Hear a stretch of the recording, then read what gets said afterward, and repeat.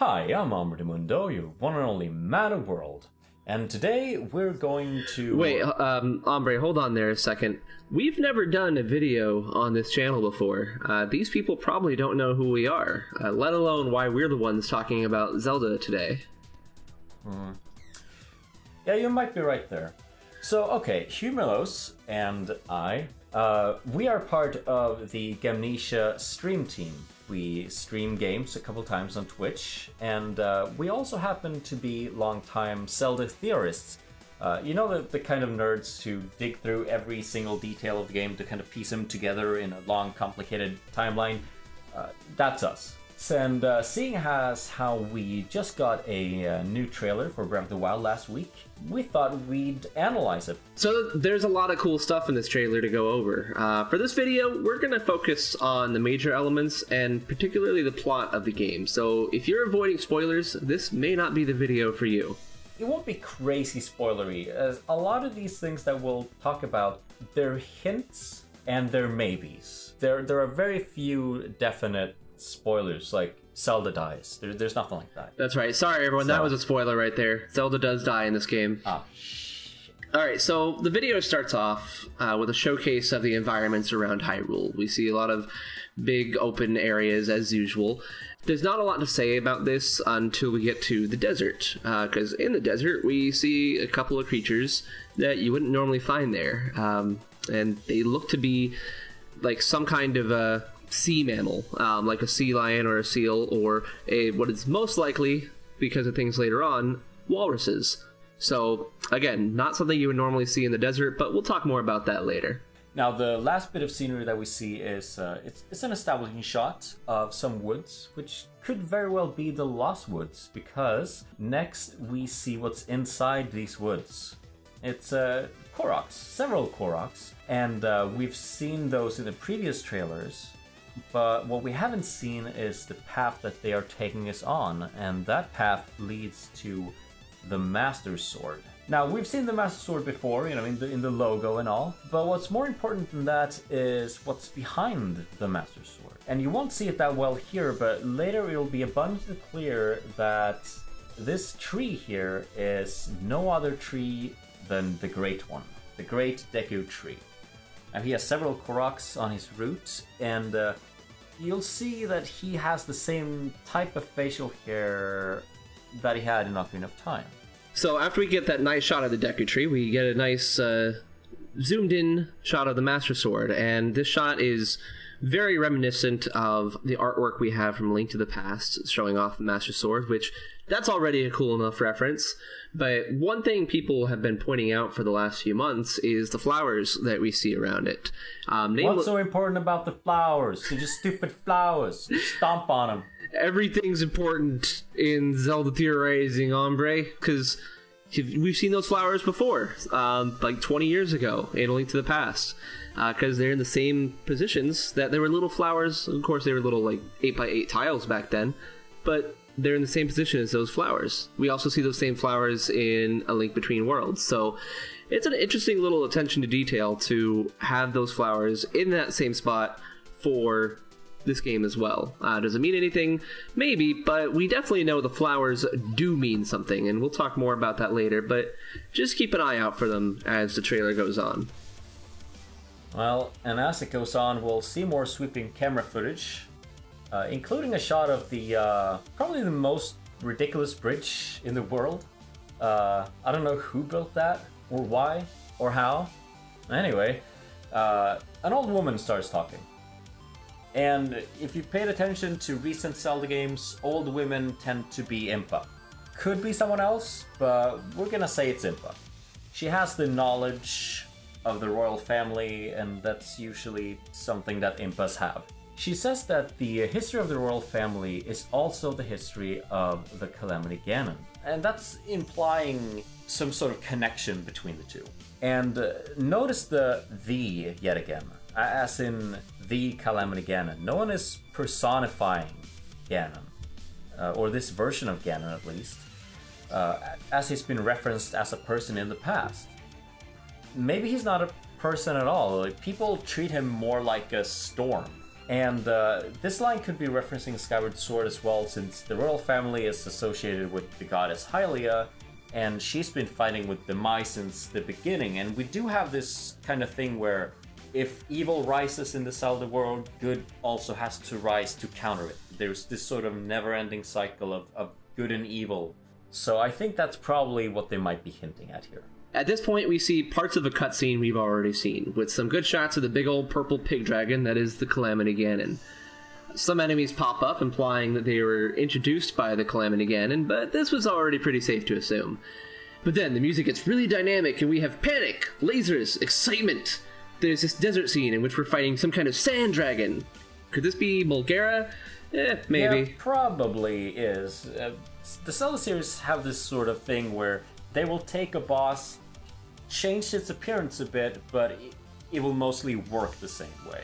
Yes, and it's like, you could say, oh, well, he's fatter than Mulgara, but Georg went from being a shark thing, oh, I don't know what he was in Majora's Mask, but... It was a piranha. A piranha thing, yeah, and then in freaking Minish Cap, he was 2 manta rays, so... Just saying.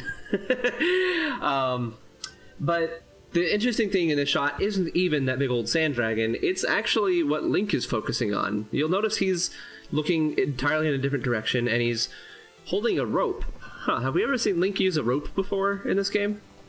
I don't know about Link using rope, but I know he's been using both lamp oil and bombs. Ah, yes, of course, but only if he has enough rubies. So... yeah, so he's got this rope tied around something, and it's like, oh, what on earth is that thing? It's a lump?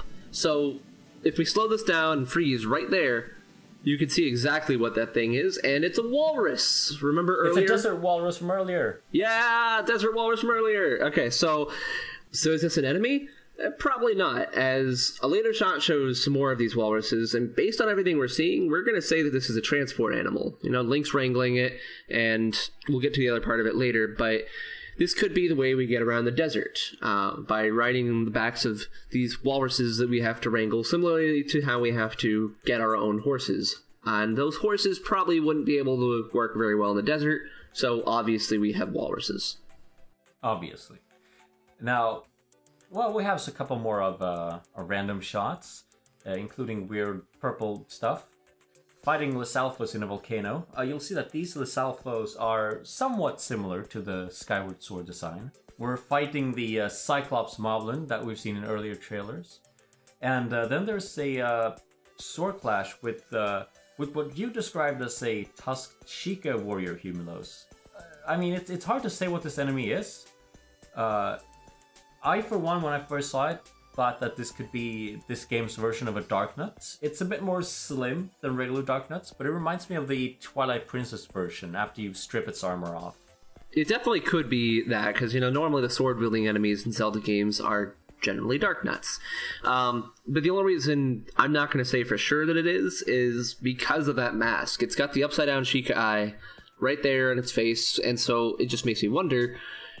we already see Sheikah sages throughout this game. Could we also see Sheikah warriors? I don't know, maybe. And if we do, why would he be fighting Link? Sheikah are supposed to be friends with Link, so I don't know, but it's a cool thing to think about.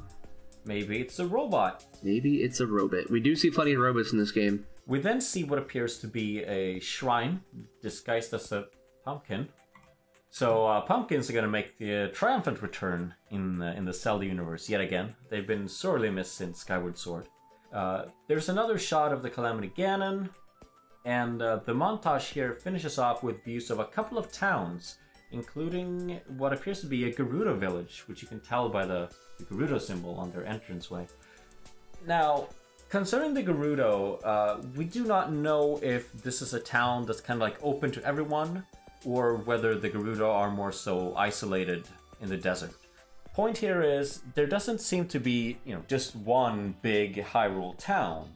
There seems to be more so a couple of smaller settlements, which would make sense considering A, the size of the world, and B, well, we'll get to why there's not a Hyrule castle town soon enough. After all those shots and the beautiful music, we come to Link standing before the Great Deku Tree. And the Great Deku Tree is talking to us. Or is he? No, it's not. It would seem that it's the Great Secretary talking because we see his lips moving right before the voice acting starts, but it's not him. Right. If you listen later on in the trailer, you do hear another voice that refers to Zelda as his daughter, and who else would that be but the King of Hyrule? Pretty sure the Great Secretary is not Zelda's dad, unless something changed. Is he? Yeah, where is he? So, assuming that actually was the king talking later, this person talking right now is probably also the king, because again, their voices are very, very close together, and we're assuming they are indeed the same voice. So, the king at this point is telling Link about how Link can't recognize him, but that he recognizes Link, and that Link is now ready to hear what happened 100 years ago. That's not dialogue we've seen from the old man yet in the demos we've been given. But it's similar. Like, it's similar. It does. It fits with some of the other things he said. But the old man, he's pretty mysterious around Link for most of the Great Plateau, and he follows him around a bunch. So, could it be that the old man continues to follow us around after we leave the Great Plateau? Yeah, probably. That's pretty likely scenario. And it's probably a better way of giving hints to the player other than having a Fi popping up every time you get to a new rupee. Yes, absolutely. Yeah, you pick up a rupee and the old man just comes running. He's like, wait, I gotta tell you what that is. You don't remember this rupee. Yes, but it remembers you. The only other thing to say about this particular scene is that one of those flowers that we saw around the Master Sword pops up, and we've heard in another video that talked about the special edition of this game that these flowers are actually important to the game in one way or the other. We're not sure what their purpose is exactly yet, but either way, they do something interesting at least, so that's cool. Now, another thing that's cool that we've kind of seen before, probably, it's a Colossus Guardian, one of 4 found in this game, as confirmed by a tapestry that's included in the Master Edition of this game. And now this one specifically seems to be the Lizard Colossus. And where have we seen him before? Well, the first clear point was in a video that was up on the Japanese Zelda site that showed a full day and night cycle. And during this cycle, we see something massive scaling Death Mountain, and this is almost certainly the Lizard Colossus. Now this is really cool because you could first see this Guardian literally hours before you actually fight him, which just really raises the anticipation. As the developers made clear from the first reveal of the game, you can really get to anywhere that you see, giant lizards included. The tapestry also shows a bird colossus, so that big bird ship that we saw in the last trailer, yeah, that's not a ship at all, that's a Guardian 2, a flying one. We see one more Colossus Guardian in this trailer, but don't have so much to say about that right now, so. On the subject of that tapestry, it actually reveals some really cool story details concerning the Guardians, and by translating the Sheikah text on the tapestry... humulos? No. Okay, get out of here with tapestry analysis. This is a trailer analysis video, not a tapestry analysis video. No, go away. Go away with your spoilers. Alright, fine. We'll leave it there for the tapestry for now, but if you are interested, there's plenty of videos showing off what the community was able to glean from that text. Back to our trailer. At the Game Awards, we saw a trailer that showed off a woman dressed like Link, and now we have confirmation that that woman is indeed Zelda, though her first appearance in the trailer is in a different outfit, a white dress, and it's in a very key location in the series. In the most outright reference to Skyward Sword yet, we see she's standing in the water of the Skyview Spring, which is the same location Zelda from Skyward Sword went to regain her memories of being Hylia. We believe it's the Skyview Spring and not the Earth Spring, since we see some grass on the scene as well. And that grass wouldn't likely appear in the decaying ruins found in the volcanic region of the Earth Spring. So does this mean that Zelda in this game is following the same path as Skyward Sword Zelda? Is she working to regain her memories of being Hylia, and thus also working to restore the Master Sword? Well, maybe.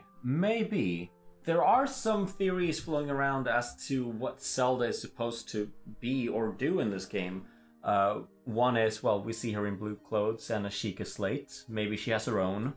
And maybe she was also sleeping for 100 years. But, you know, she has obviously a better idea of what's going on than Link does. Like in Skyward Sword, she has been working, it seems, on some sort of goal or some kind of plan. It's not clear when the two actually meet, but it looks like they traveled together for a while, likely to get to the shrines to restore the Master Sword or acquire the Master Sword. The Master Sword is, well, in need of restoration, to say the least. Now here's also, we see what looks like a flashback of the castle town being destroyed by Guardians. This castle town has the same layout from Twilight Princess, by the way. Now Zelda says that everything she's done, it's all been for nothing. We don't know what went wrong. Did Link screw something up? Did Ganon get in her way? Did Debbie make his fabulous return? I certainly hope so. That would be the best thing we could ever hope for in this game. Now, there are a lot of scenes here with Link and Zelda, and the order of these scenes, they're not quite clear, but I thought, let's give you what we think is the most likely order of these scenes.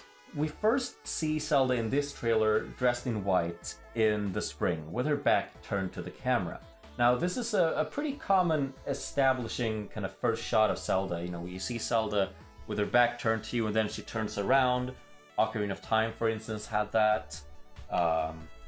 Twilight Princess had that. A Link Between Worlds had that. Not sure about Skyward Sword. Faces of Evil had that. Wand of Gamelon had that. At some point after that, what happens is probably they go to either get the Master Sword or they're gonna go to restore the Master Sword at the Deku Tree, maybe. At some point here, Link gets attacked by a Guardian, which brings us to this scene where the camera's all spinning around. We see Zelda in her white dress again, fending off the Guardian with some light magic. We don't see any Triforces here, so this could be, you know, royal family magic, Sheikah magic, Hylian magic, some sort of magic, while the Guardian is aiming on Link, who's pretty much down on his knees. He's a bit bruised, a bit beaten up, and he's holding the Master Sword. Now, after this scene, we see Link and Zelda both bruised and muddied up. So, it seems that a Guardian attacks, Link gets knocked down, Zelda comes in to defend him, fends off the Guardian, but also gets beat up in the process. We see later that Link and Zelda are running in the woods, and Zelda kind of falls. They get away safely, and that's when they have their kind of scenes in the forest where they're kind of sitting around being depressed. Zelda is crying. What do you think, humulos? I don't know, it's hard to tell because these are all pretty brief scenes. I mean, obviously the ones where they're covered in mud, those all go right together, but other than that, it's hard to say exactly how they are pieced together. So we'll see for sure, but one thing is for certain is that we'll be spending a good amount of time with Zelda in this game. We're also given a brief shot of the desert, with Link standing next to a Gerudo. We saw Gerudo Village a minute ago, and now we see the actual Gerudo! Look at her! She's got long red hair, tan skin, classic Gerudo style, and so that's really cool. We also see her holding some kind of ring. Don't know what that is, probably has nothing to do with hedgehogs, but we also see some walruses in the scene too. Yet again, here's walruses, and this is where we can really say for sure that these are riding animals, because each of them has a riding saddle strapped to their backs. So, yeah, that's how you get around in the desert, everyone, is you ride around on a walrus. Cuckoo-ca-choo. We then have the new character lightning round. We have Grandpa Goron, the Great Fairy, the Gerudo Woman's face, Zora Warrior with a shark for a head, a Zora Royalty holding something shiny, and Birdman, who we also saw him at the Game Awards, but it wasn't clear if he was an ally yet. Based on how all these characters appear in this trailer, though, it's pretty safe to say that these are all allies of some kind. But what are your thoughts on these guys and gals, Hombre? I'll start to say that, yeah, these are most likely allies. It seems that the Calamity Ganon is some sort of common evil that everyone wants nothing to do with, and anyone saying, I'm gonna stop it, alright, cool. Now, the Birdman specifically, let's talk about him a bit, because like I said, we've seen him before.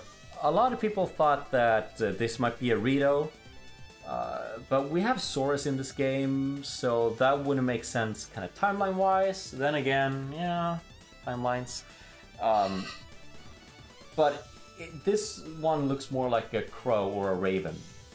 So it's pretty certain that this is probably a new bird race. You want to call them the Chozo? Yeah, those are definitely the Chozo, because, I mean, they haven't been in the Metroid series recently, so they gotta be somewhere. After we see all these new characters, and right before Link stands up in the trailer, we hear the King of Hyrule talking, asking to save his daughter, and, again, we're pretty sure this is the old man. The old man is the King of Hyrule. They drop a lot of clues throughout everything they've shown us to lead to that. So that's the old man talking there, and it ends in the logo, which, hey, there's that flower again. But there is one more scene that shows Zelda praying and standing up in front of the Deku Tree. And what's in front of the Deku Tree? Well, there's several Koroks. No, not the Koroks. It's the Master Sword pedestal. So if that doesn't make it clear, I don't know what will. Zelda is working to restore the Master Sword in this game. So that's why she'd be at the Deku Tree. That's why she'd be in the spring that was also present in Skyward Sword. It's not 100% that is the case, but that really seems like what they're going for. So what does this mean? Well, we can't possibly say where in the timeline this will appear, because literally anything is possible. But we just want to take a minute. Ombre and I both have slightly different ideas about where this takes place, so we're going to each present our ideas and give why each of those ideas is viable. So, Ombre, what do you think? So I think with all the Zelda stuff we just mentioned, I think right now the safest bet is the Skyward Sword sequel. It could be that a lot of these things, like Zelda's role in the game, it could just be a thematic similarity. Then again, almost nothing have to mean anything. We do see Koroks, which hint to a Wind Waker connection. There's also salt crystals, crystallized salt from the Ancient Sea, which would also hint to a Wind Waker sequel. There's also Ocarina of Time connections. We see the Temple of Time in ruins. We see the town layout from Twilight Princess. So this could be a Twilight Princess sequel or prequel. And we have a destroyed Hyrule, which is more so a theme of the Downfall timeline. Again, these are all connections. Some of them might mean something, and some of them might not. It's true. There's a lot of possibilities here, but if you were to say what you personally believe, you would say what, the adult timeline? My money, I think, still is on the adult timeline. The Koroks is one thing, the Ancient Sea is another thing. Other than that, though, we also had the recent release of the Wind Waker HD. And I think Aonuma had some sort of quote where he said, we wanted to look at what we can do on the Wii U, so we remade this game, and they chose the Wind Waker. They've also said that they wanted to make a Wind Waker sequel for some time. If you remember, Twilight Princess was originally supposed to be a sequel to the Wind Waker. Now, of course, they eventually went on to make Phantom Hourglass and Spirit Tracks, but maybe that's not entirely what they wanted. Maybe they wanted to explore the old Hyrule. I mean, you'll see that after Spirit Tracks, they've never gone back to the world that was established in Spirit Tracks. It just kind of feel like that's what they want to do, and if that's what they want to do, that's what they're gonna do. Gotcha. So, as for me, I'm going with what this trailer has really made me feel, and that is that this is a pre-Ocarina of Time, post-Skyward Sword game. And that definitely wasn't what I thought after seeing the first trailer. I was leaning towards adult timeline myself as well. But main reasons I'm thinking that it's before Ocarina of Time at this point is because, first, we have a lot of references to Hylia, and no one talks about Hylia in Ocarina of Time or any game thereafter in the timeline. She's only ever mentioned in Skyward Sword, so it seems like most people had forgotten her later on. But she's still very prevalent in Breath of the Wild. We also have the Sheikah. In Ocarina of Time, it's implied that the Sheikah were nearly eradicated during the Unification War, and that all all that was really left was Impa, who was watching over the former Sheikah village of Kakariko. So that's another thing. We see a lot more Sheikah in this game, so that's cool. And then there's that shrine scene, taking place in the exact same shrine from Skyward Sword. That right there really clinched it for me. It's like, okay, this really seems like Skyward Sword's going to be the game that takes place directly before this. But here's the thing to remember about all of this, is that there's references to every timeline so far in Breath of the Wild, and there's no way to tell for sure which one it really is.